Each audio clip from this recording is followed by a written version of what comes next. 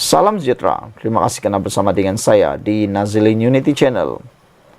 Dipetik daripada FMT, peruncit takut bimbang kempen boykot kekemat. Persatuan Rantaian Peruncit Malaysia berkata, ahli mereka bimbang dengan kemungkinan menjadi mangsa taktik ancaman awam berniat jahat serupa.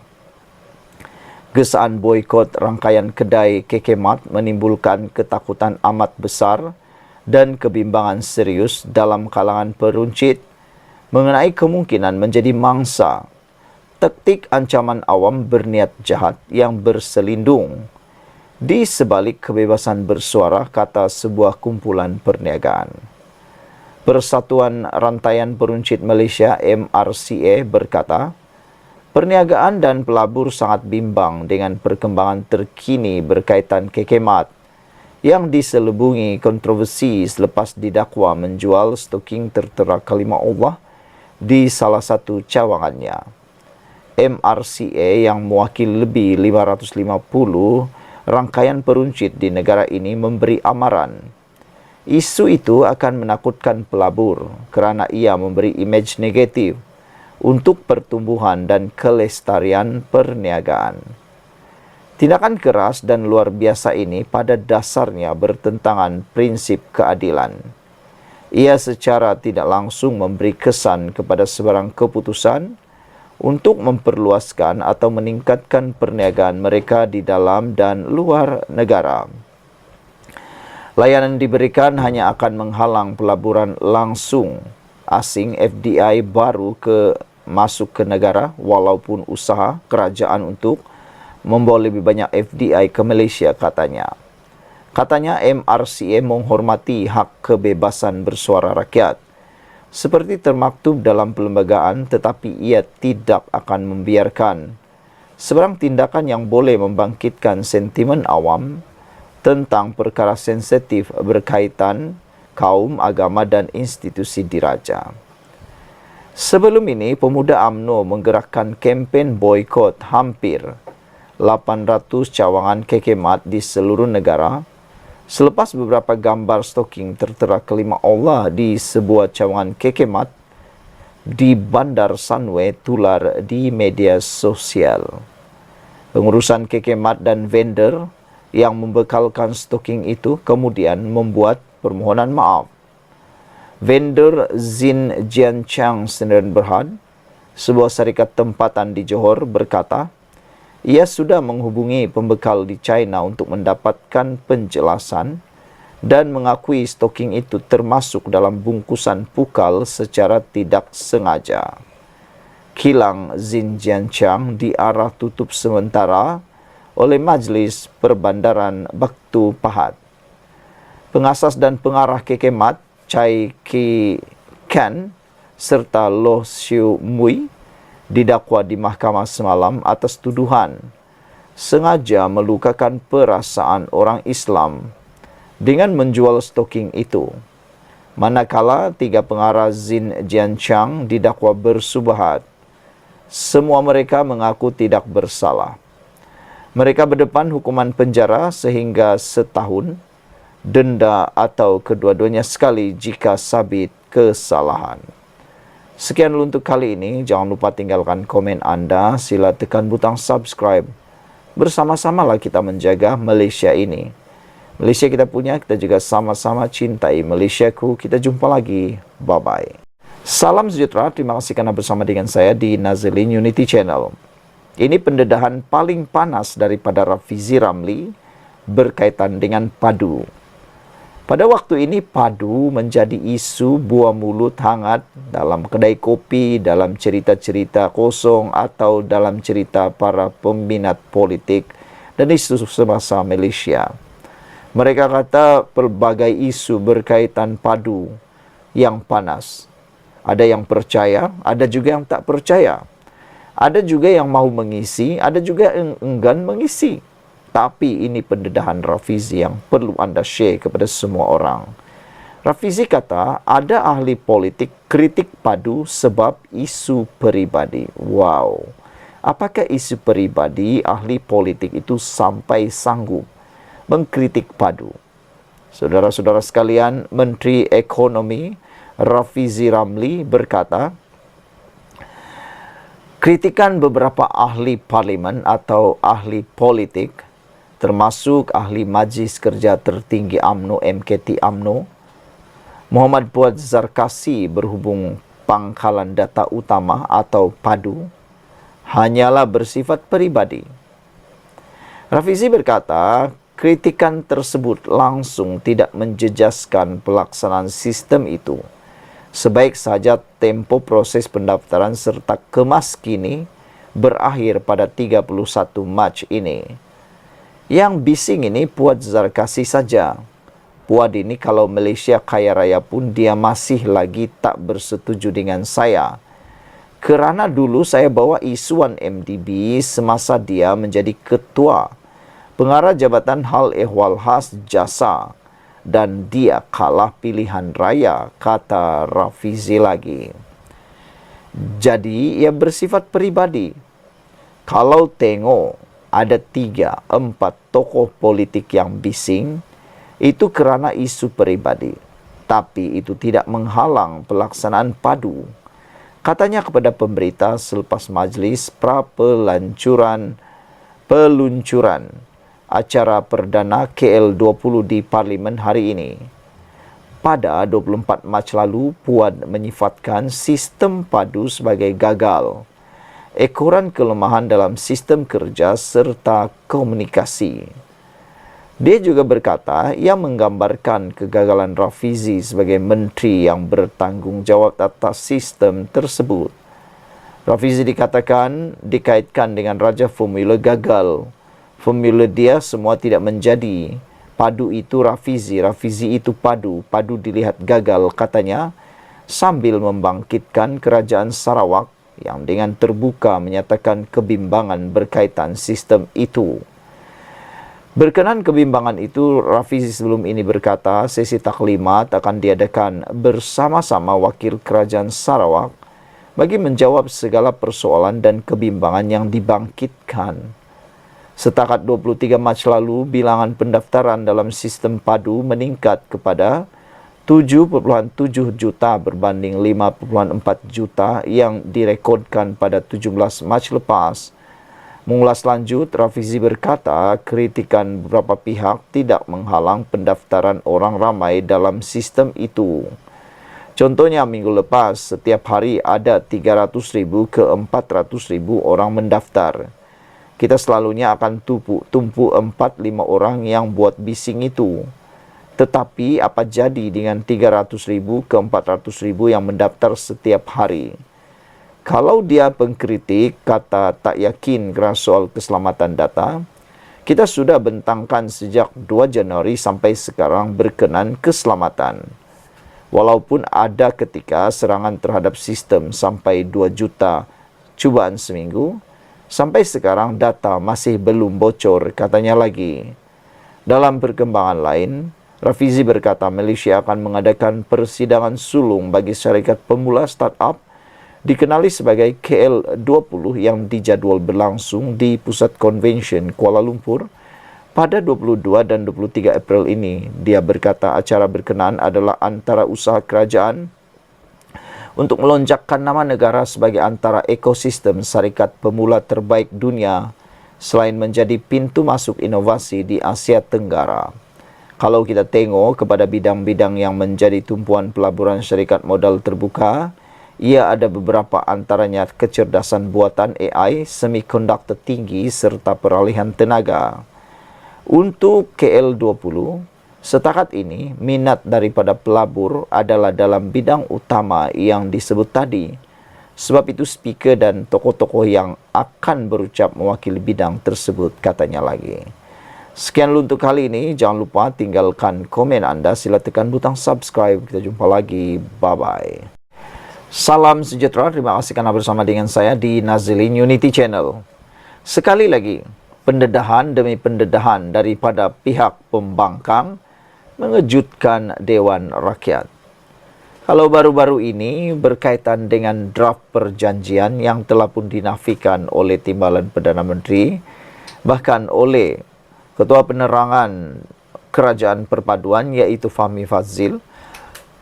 Mereka menafikan tidak ada draft perjanjian itu dan itu hanya cerita rekaan. Kalau ada, kata mereka, tunjuk, dan mungkin mereka print sendiri, kata mereka atau para pemimpin daripada kerajaan ini. Hari ini sekali lagi timbul kekalutan apabila Taqiyuddin mendakwa kerajaan gagal dapat berkenan Majlis Raja-Raja. Tak tahulah dari mana dia dapat maklumat ini, tetapi ini yang dilaporkan di Malaysia kini. Apabila Taqiyuddin dakwa kerajaan gagal dapat berkenan Majlis Raja-Raja. Hairan kan? Dari mana dia dapat maklumat bahawa kerajaan telah gagal dapat berkenan Majlis Raja-Raja? Ketua WIP Pembangkang Taqiyuddin Hassan mendakwa kerajaan gagal mendapatkan perkenan Majlis Raja-Raja bagi pindaan Perlembagaan Persekutuan yang melibatkan undang-undang kewarganegaraan. Taqiyuddin mengadakan sidang media selepas Menteri Dalam Negeri Saifuddin Nasution Ismail membentangkan rang undang-undang pindaan itu buat kali kedua, tetapi tidak meneruskan perbahasan kerana Speaker Dewan Rakyat Johari Abdul menangguhkan mesyuarat itu. Dia mendakwa sebelum ini kerajaan mengadakan sesi perjumpaan dengan Majlis Raja-Raja pada 26 Oktober 2023 dan 24 Februari 2024 mengenai pindaan itu. Dengan menyatakan pindaan yang digugurkan itu tidak disertakan semasa mesyuarat dengan Ketua Negeri. Kami menerima cadangan-cadangan yang ternyata masih belum mendapat persetujuan daripada Majlis Raja-Raja, kata Taqiyuddin. Mengulas lanjut, Taqiyuddin turut mempersoalkan langkah Dewan Rakyat yang disifatkan tergesa-gesa untuk menangguhkan mesyuarat kerana menurutnya perkara kerajaan yang disebut dalam rang undang-undang biru mesti diselesaikan dalam sesi yang sama seperti yang ditetapkan dalam perintah tetap.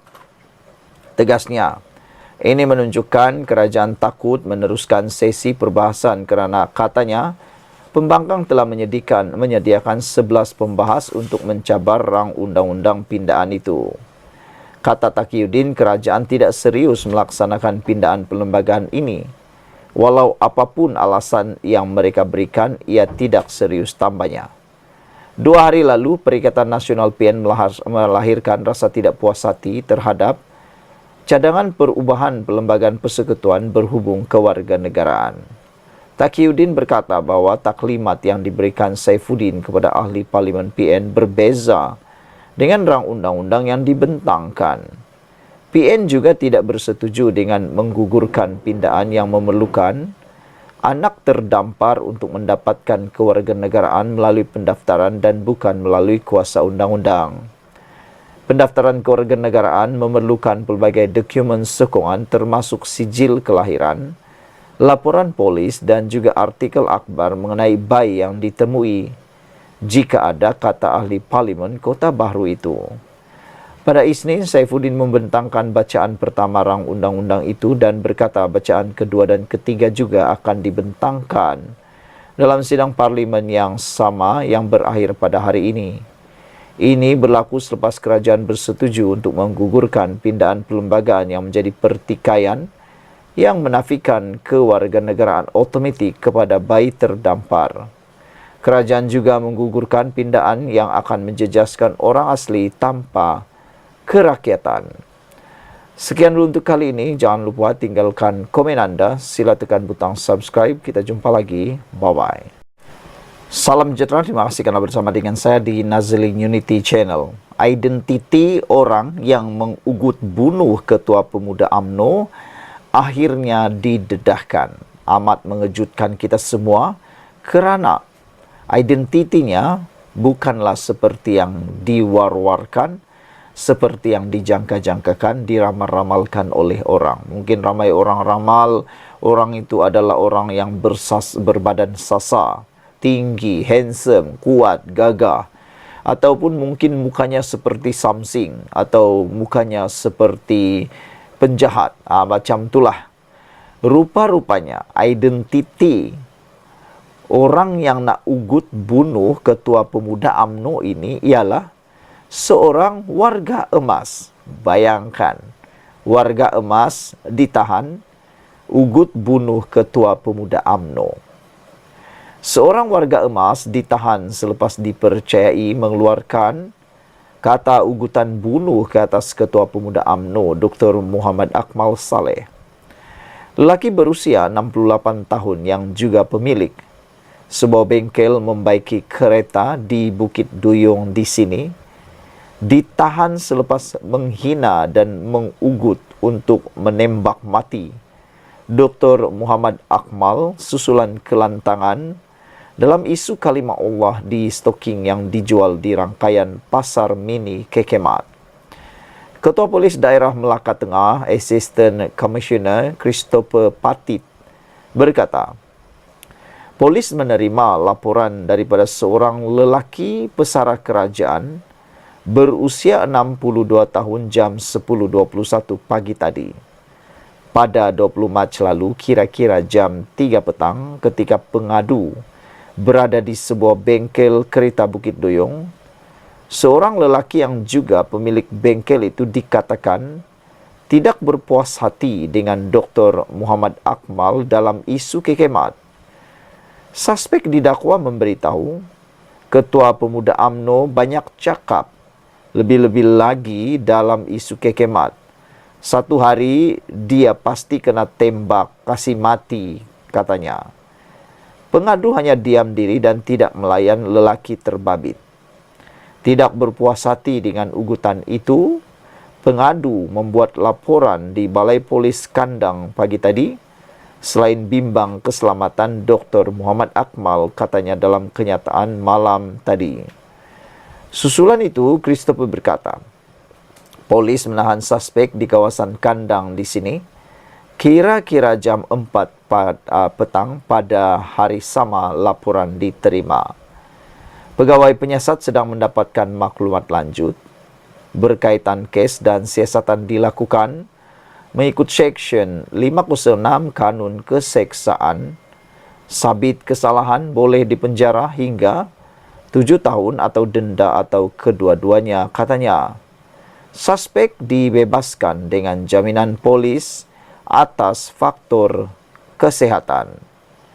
Sekian dulu untuk kali ini. Jangan lupa tinggalkan komen Anda. Berhati-hatilah di dalam isu panas sensitif berkait 3R ini.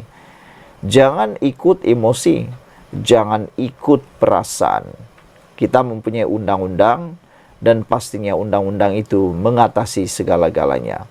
Biarkan polis atau pihak berkuasa yang menjalankan tugas mereka.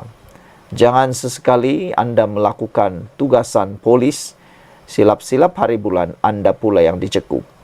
Sekian dulu untuk kali ini. Jangan lupa tinggalkan komen Anda, tekan butang subscribe. Jumpa lagi. Bye-bye. Salam sejahtera. Terima kasih kerana menonton channel Nazilin Unity. Setelah kes dibawa ke mahkamah, kini giliran Dr. Akmal tunjuk Islam itu pemaaf. Ditulis oleh sabudinhusain.com. Pelbagai pihak kini mula bersuara agar Ketua Pemuda UMNO, Dr. Akmal Saleh, menghentikan kecaman dan pemboikotan terhadap kekemat. Ini berikutan pihak berkuasa sudah bertindak terhadap mereka yang terbabit menghina kalimah Allah, termasuk mendakwa di mahkamah tauke kekemat dan pembekal stoking bertulisan kalimah Allah itu. Saya sendiri sebelum ini menyokong tindakan Dr. Akmal dalam isu kalimah Allah di atas sandaran itulah yang sepatutnya dilakukan oleh orang Islam dalam mempertahankan kesucian agama Islam daripada sebarang penghinaan. Tetapi kini setelah semua tindakan yang wajar telah diambil oleh pihak berkuasa, saya juga tidak terkecuali merasakan kecaman dan pemboikotan tidak wajar diteruskan lagi terhadap kekemat. Dr. Akmal harus berhenti mengecam dan menyeru pemboikotan yang berpanjangan terhadap kekemat. Meneruskan kecaman dan menyeru pemboikotan diteruskan terhadap kekemat lebih menunjukkan Dr. Akmal ingin memperlihatkan Islam itu agama yang tidak pemaaf dan ingin bermusuhan dengan bukan Islam sampai ke liang kubur.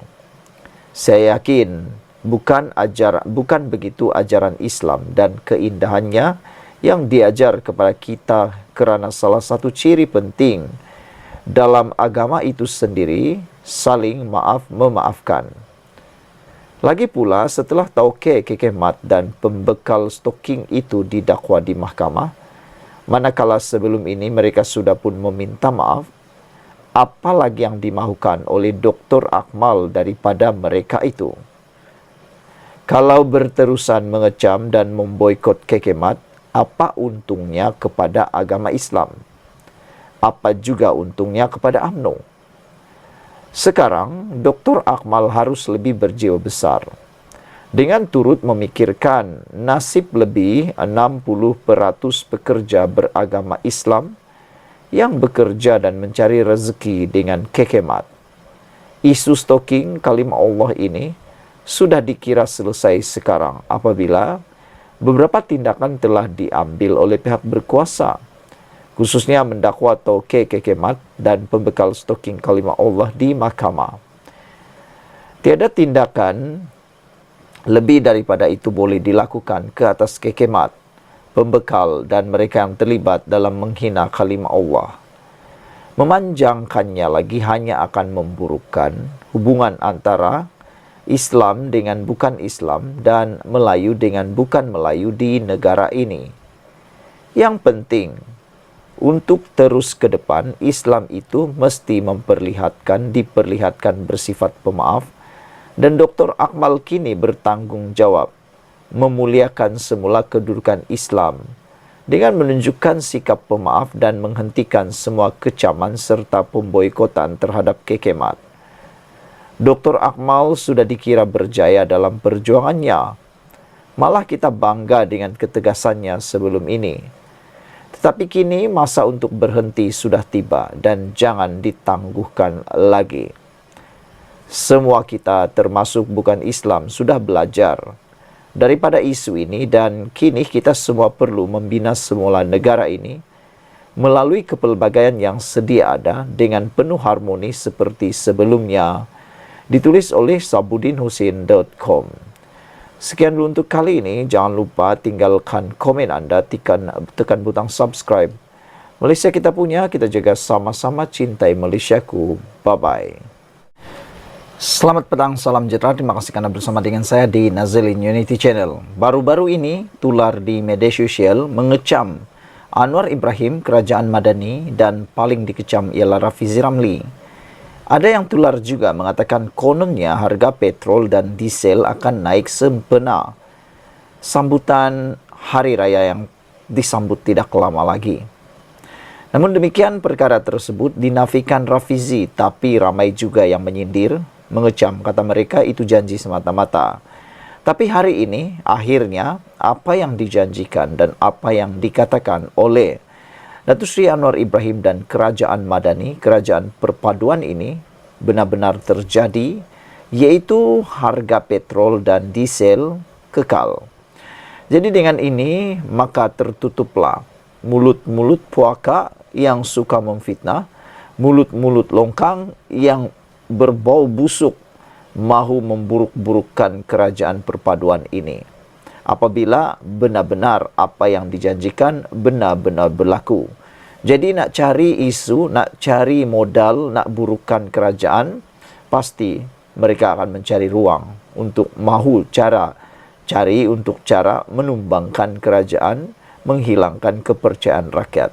Tapi hari ini, apabila diumumkan harga petrol dan diesel kekal, bermula bagi tempoh 28 Mac hingga 3 April, bagi RON 95 kekal pada RM2.05 seliter dan RON 97 kekal RM RM3.47 dan diesel RM RM2.15 bermula 28 hingga 3 April. Maka ini membuatkan kepala orang yang tidak suka dengan kerajaan ini akan mula jadi pening sekali lagi memikir bagaimana nak cari modal untuk mahu memburuk-burukkan kerajaan ini sekali lagi.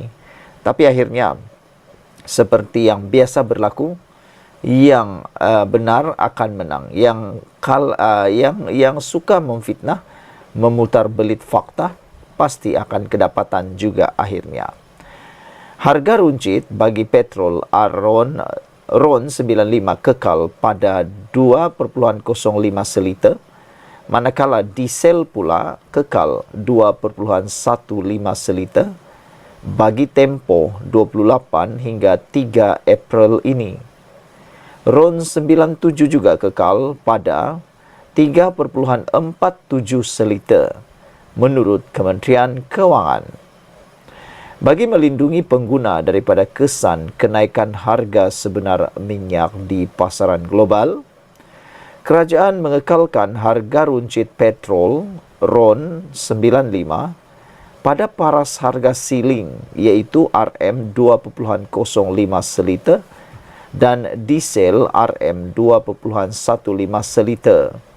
Sungguh pun harga pasaran sebenar bagi kedua-dua produk melebihi paras harga siling yang ditetapkan, katanya dalam satu kenyataan.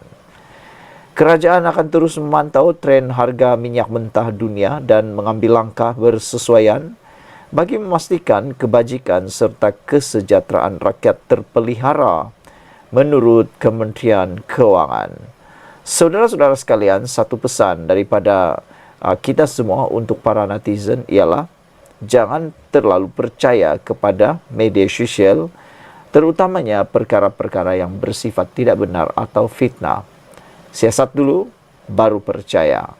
Sekian dulu untuk kali ini. Jangan lupa tinggalkan komen anda, tekan butang subscribe. Bye-bye.